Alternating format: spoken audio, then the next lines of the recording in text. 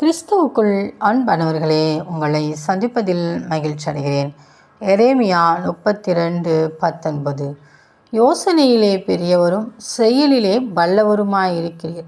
அவனவனுக்கு அவனவனுடைய வழிக்கு தக்கதாகவும் அவனவனுடைய கிரியைகளின் பலனுக்கு தக்கதாகவும் அளிக்கும்படி உம்முடைய கண்கள் மனுபுத்திரருடைய எல்லா வழிகளின் மேலும் நோக்கமாயிருக்கின்றன.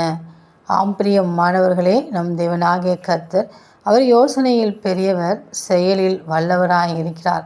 அவர் நம்முடைய வாழ்க்கையில் நம்மை அவர் அணுவாய் கவனித்து கொண்டே இருக்கிறார். நாம் செய்கிற காரியங்கள் என்ன, நன்மை செய்கிறோமா தீமை செய்கிறோமா, நம்முடைய நினைவுகள் என்ன என்று சொல்லி அதை வகையறுக்கத்தக்கவராய் காணப்படுகிறார்.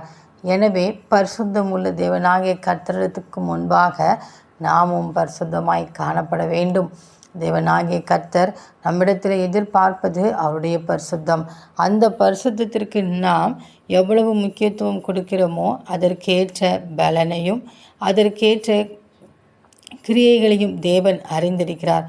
ஏனென்றால் அவரால் செய்யப்படாத அதிசயமான காரியங்கள் ஒன்றுமே இல்லை.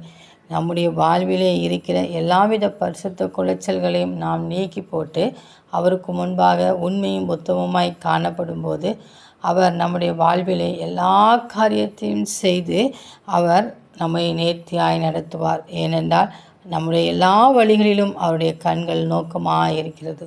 எனவே நாம் அவருக்கு பிரியமாய் நடந்து அவரிடத்திலிருந்து நாம் நன்மைகளையும் ஆசீர்வாதங்களையும் பெற்றுக்கொள்வோம். அந்த தேவனின் அன்பு கரங்களை நாம் பற்றி கொண்டு அவரோடு கூட வாழ்வோம். ஆமேன்.